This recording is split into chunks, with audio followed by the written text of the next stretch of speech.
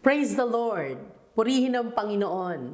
Magandang gabi po sa lahat ng aming mga kapatid, kaibigan, manonood at tagapakinig ng programang ito na Moments with God.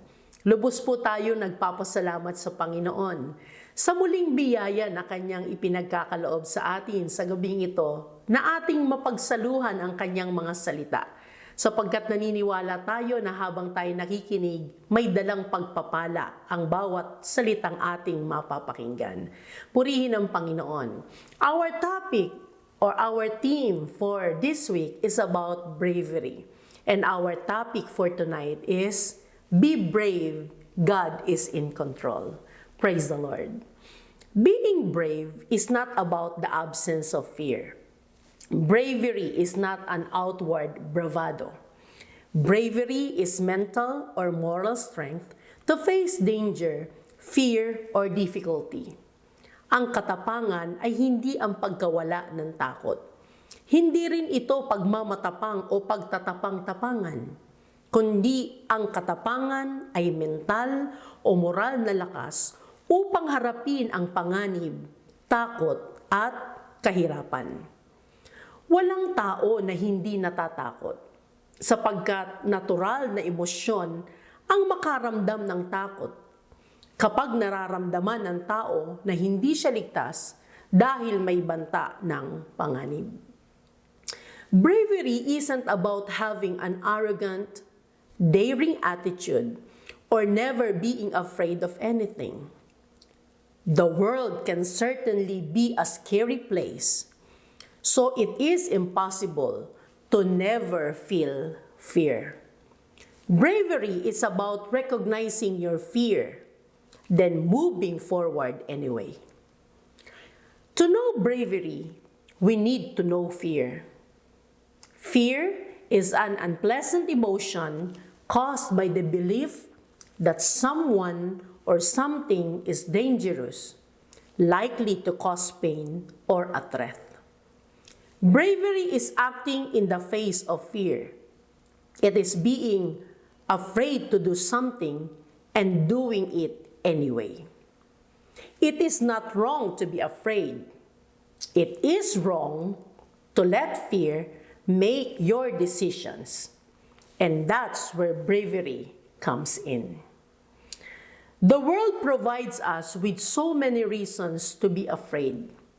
Ang mundong ito, napakaraming magiging pwedeng ibigay sa ating kadahilanan para magkaroon tayo ng takot. Living life in this world, we can find a lot of things that cause us to fear. And many of those fears are real threats to our lives and families. Totoong hindi imposible na magkaroon tayo ng takot habang namubuhay tayo sa mundong ito. At kadalasan, ang maaring nagiging takot natin ay mga banta sa buhay natin at sa ating sambahayan. Sometimes, it takes bravery to get out of bed and face another day. But God encourages us to be brave in the face of those dangers, temptations, and difficulties. Now, what are the truths that encourages us to be brave? Ano ang mga katotohanan na humihimok o humihikayat sa atin para maging matapang? Number 1, God is right there with us. Praise the Lord. Ang Diyos ay nandyan, nakasama natin. In Isaiah chapter 41 verse 10 and verse 13, Do not fear anything, for I am with you. Do not be afraid, for I am your God. I will strengthen you. Be assured, I will help you. I will certainly take hold of you with my righteous hand, a hand of justice, of power, of victory, of salvation.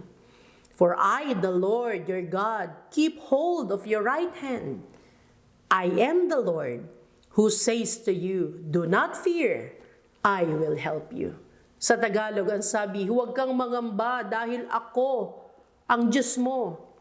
Palalakasin kita at tutulungan. Iingatan kita sa pamamagitan ng aking kapangyarihan na siya ring makapagliligtas sa iyo. Ang nagpapalakas sa iyo at nagsasabing huwag kang matakot dahil tutulungan kita. Beloved, God assured us that He will be with us, so we can count on His presence and help in our daily lives. Ang Diyos nangako na siya'y nasa sa atin at tayo'y sasamahan niya. At mapanghahawakan natin itong pangakong ito ng Panginoon ng kanyang presensya at tulong sa ating pang-araw-araw na pamumuhay. Hindi po tayo kinakalimutan ng Panginoon at hindi niya tayo pinababayaan sapagkat tayo'y mahalaga sa Kanya. Sa Lucas chapter 12 verse 6 to 7, ganitong sinasabi, hindi ba't napakamura ng halaga ng maya? Ngunit kahit isa sa kanila ay hindi nakakalimutan ng Diyos. Higit kayong mahalaga kaysa maraming maya. Kahit ang bilang ng buhok ninyo ay alam niya, huwag kayong matakot. Praise the Lord. Ito pala ang mapanghahawakan natin para tayo'y maging matapang sa anumang mga kinakaharap natin sa buhay na ito. Na sabi ng Biblia, na ang Diyos ay kasama natin. Na pinangako ng Panginoon sa atin na tayo'y Kanyang iingatan sapagkat tayo'y mahalaga sa paningin ng Panginoon. Whenever God has asked someone to be brave, it is usually when the situation seems impossible to handle. He knows how tender our courage can be and how often we can feel overwhelmed. Mga iniibig, sa mga panahon na parang hindi na natin kayang harapin ang sitwasyon at ito'y lumilikha sa atin ng takot, sabi ng Panginoon, magpakatapang ka, magpakalakas ka. Bakit? Sapagkat alam ng Panginoon na tayo'y mahina. Sa awit 103 verse 14 in New Living Translation, for He knows how weak we are. He remembers we are only dust. Alam ng Panginoon na may mga panahon talagang hindi natin kayang maging matapang. At parang mas nananaig sa atin ang takot. Pero sabi ng Panginoon, don't worry. God is in control. Bakit? Kasama natin ang Panginoon. So, when God asks us to be brave, He means to carry us through. We don't need to go it alone. Praise the Lord.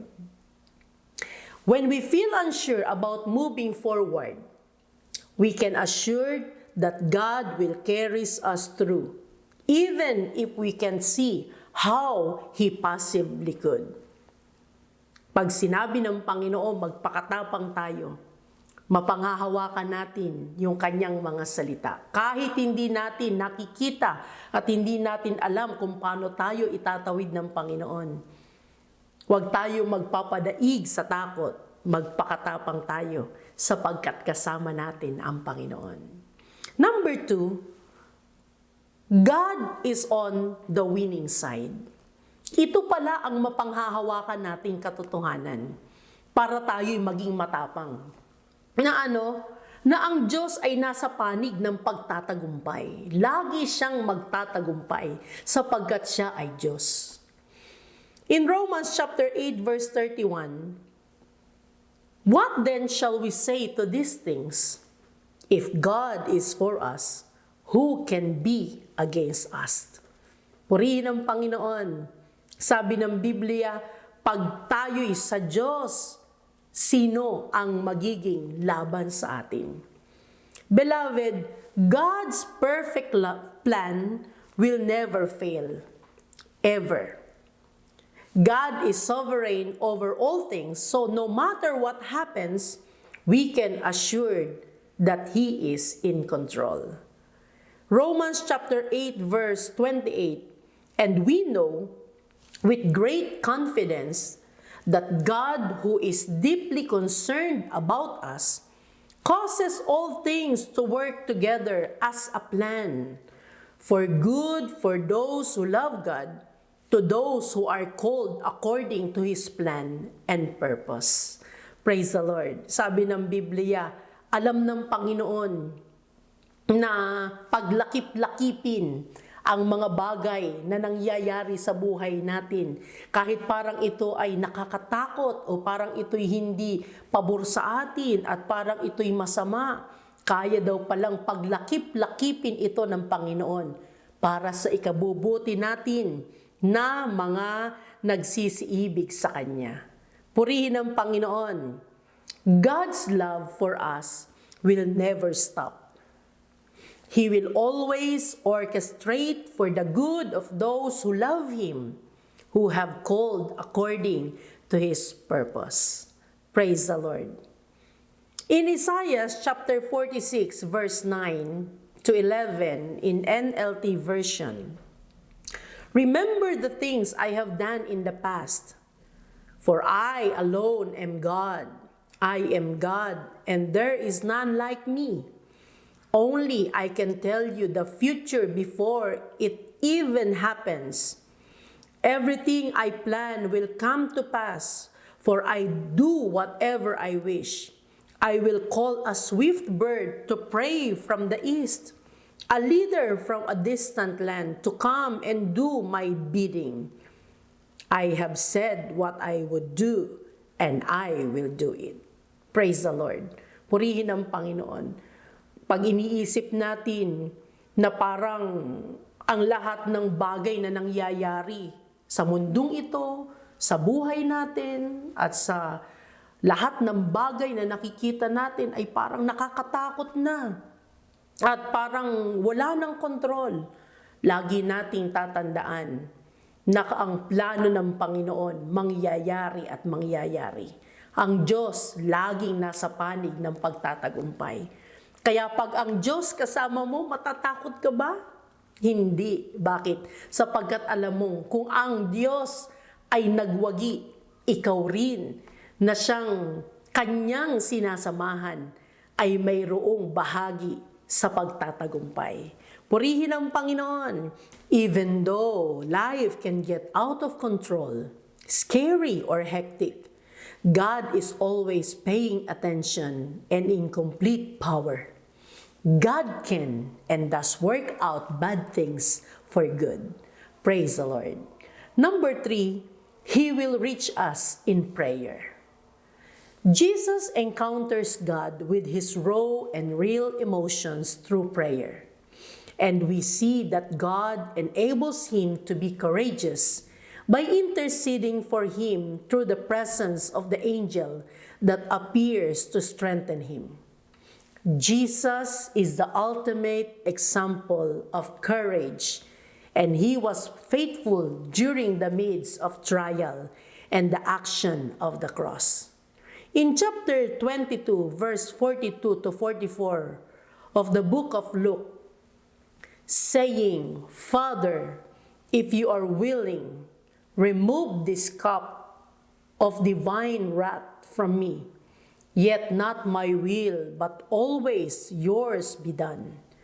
Now an angel appeared to him from heaven, strengthening him, and being in agony, deeply distressed and anguished, almost to the point of death, he prayed more intently, and his sweat became like drops of blood falling down on the ground. Sa Tagalog, na sinasabi, Ama, kung ibig mo, ilayo mo sa akin ang sarong ito. Gayon may huwag mangyari ang aking kalooban, kundi ang iyo. At napakita sa kanya ang isang anghel na mula sa langit na nagpalakas sa kanya. At nang siya'y nang lulumo, ay nanalangin siya ng lalong maningas. At ang kanyang pawis ay naging gaya ng malaking patak na dugo na nagsisitulo sa lupa. Purihin ang Panginoon. Mga iniibig, ang isang katotohanan na dapat na humimok at umudyok sa ating maging matapang ay ang katotohanan na tayo'y aabutin ng Panginoon sa pamamagitan ng ating panalangin. Gaya ng kanyang ginawa sa kanyang anak, sa ating Panginoong Jesucristo. Sa panahon na ang ating Panginoong Jesucristo'y nagkaroon ng takot na harapin ang kanyang mga pagdurusa na pagdaraanan. Nang siya'y tumawag sa kanyang ama, iniunat ng ama ang kanyang mayamang biyaya sa ating Panginoong Jesucristo at siya'y pinalakas. Sabi ng salita ng Panginoon, pag alam natin na patuloy tayong ililigtas at iingatan ng Panginoon, ay makakahakbang tayong may buong katapangan sa anumang ating kinakaharap sa ating buhay. Sinabi ng Panginoon sa Jeremiah 33 verse 3, tumawag ka sa akin at ako'y sasagot sa iyo. At ako'y magpapakita sa iyo ng mga dakilang bagay at may hirap na hindi mo nangalalaman. Beloved, as Christians, we can be brave because we know that God is always with us. He will continue to deliver us and keep us safe. He always wins. And by trusting in His unfailing plans through our prayers, we can move forward bravely. Praise the Lord. Biblical inspiration. And for our biblical inspiration, let us read 1 Samuel chapter 17 verse 32 to 33 and verse 37 in ESV version. And David said to Saul, "Let no man's heart fail because of him. Your servant will go and fight with this Philistine." And Saul said to David, "You are not able to go against this Philistine to fight with him, for you are but a youth, and he has been a man of war from his youth." And David said, "The Lord, who delivered me from the paw of the lion and from the paw of the bear, will deliver me from the hand of this Philistine." And Saul said to David, "Go, and the Lord be with you." Sa Tagalog, at sinabi ni David kay Saul, "Huwag manglupaypay ang puso ng sinuman dahil sa kanya. Ang iyong lingkod ay yayaon at makikipaglaban sa Filisteyong ito." At sinabi ni Saul kay David, "Hindi ka makaparoroon laban sa Filisteyong ito upang makipaglaban sa kanya, sapagkat ikaw ay isang bata at siya isang lalaking mangdirigma mula sa kanyang pagkabata." At sinabi ni David, "Ang Panginoon na nagligtas sa akin sa mga pangamot ng leon at sa pangamot ng oso, ay siyang magliligtas sa akin sa kamay ng Filisteyong ito." At sinabi ni Saul kay David, "Yumaon ka at ang Panginoon ay sa iyo." Purihin ang Panginoon. Mga iniibig, alam natin ang istorya ng pakikipaglaban ni David sa Filisteyong si Goliath.